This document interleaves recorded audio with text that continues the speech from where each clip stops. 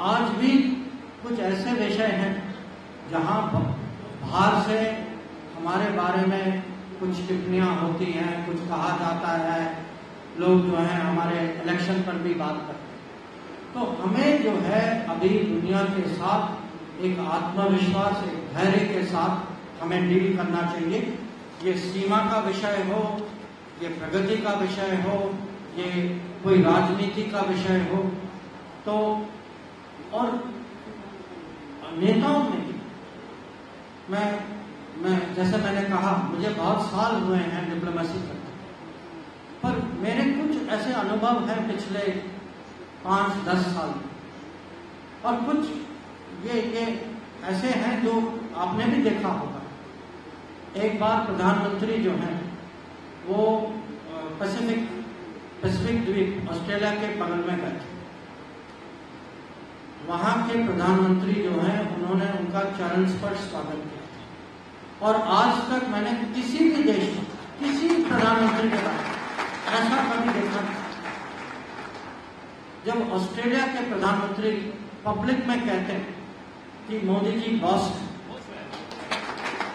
या अमेरिका के राष्ट्रपति कहते हैं कि मैं तो हैरान हूं कि 2 टर्म के बाद अभी भी आपका सपोर्ट रेटिंग जो है 70% से ऊंचा है। कुछ ऐसे, और कुछ लोग सचमुच हैरान हैं कि हाल ही में फ्रांस के राष्ट्रपति आए थे, राजस्थान आए थे, जयपुर आए थे, और वो मेरे से बात कर रहे थे कि जयपुर, उनको पता नहीं था कि जयपुर में एयरपोर्ट है। तो बात शुरू हुई है एयरपोर्ट से। तो मैंने उनको कहा कि पिछले 10 साल में इस देश में 75 नए एयरपोर्ट बने, 75। फिर हम एयरपोर्ट से निकले, रोड में आए, तो रोड की बात करने लगे।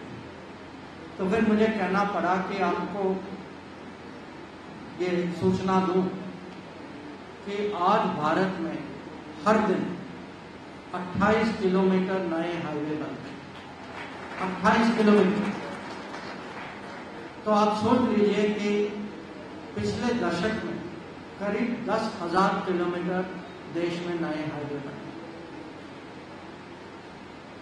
या और भी आप मेट्रो का देखिए कि हर साल देश में 1 या 2 नए मेट्रो बनते। या अगर आप एजुकेशन में देखना चाहें कि अगर आप नई यूनिवर्सिटी, नई कॉलेज देखें, तो ये जो इसका जो इम्पैक्ट जो है दुनिया में, मैं कहूँगा बहुत गहरा है। दुनिया भी चाहती है कि भारत बढ़ते जाए। कुछ हैं देश, 1-2 देश हैं जिनकी सोच कुछ अलग हो, पर अगर हमें इसी रास्ते पे जाना है, विकसित भारत की तरफ जाना है, तो मैं कहूँगा कि हमें सबसे पहले ये निर्णय लेना है कि पिछले 10 साल का काम, उसके आधार पे हम अगले 25 साल की तैयारी कैसे करें, और ये निर्णय आप सब लोग बटन दबा के ये निर्णय लें। अब अर्जुन राम जी ने कुछ बीकानेर के बारे में बहुत स्पेसिफिक चीजें कही, मैं उनसे सहमत हूँ।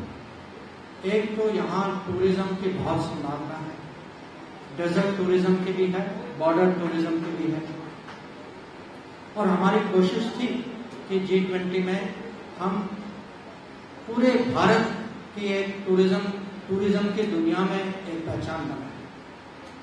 दूसरा विषय जो है वो एक्सपोर्ट का है, और उन्होंने जो कहा कि ये नया कॉरिडोर जो बनेगा ना, ये जो है पश्चिमी भारत से समुद्र के थ्रू खाड़ी होते हुए UAE, सऊदी अरेबिया होते हुए यूरोप तक पहुंचेगा। और ये जब बनेगा, क्योंकि आजकल कुछ चुनौतियां हैं, वहाँ लड़ाई हो रही है, तो ये आज थोड़ा प्लान में रुकावट आ गया, पर सब जो इस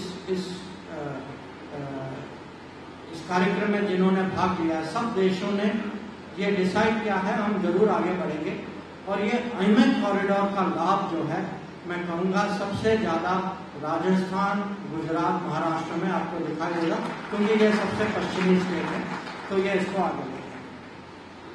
मैं ये भी कहूँगा कि ऐसे नए अवसर भी आ सकते हैं, और मुझे यहाँ आते समय ये पता लगा कि यहाँ का जो ओलिव जो है, जैतून, यहाँ जो मुझे बताया गया कि इजराइल के साथ कुछ कोऑपरेशन हुआ था, और उसके कारण एक कोई नई इंडस्ट्री खड़ी हुई।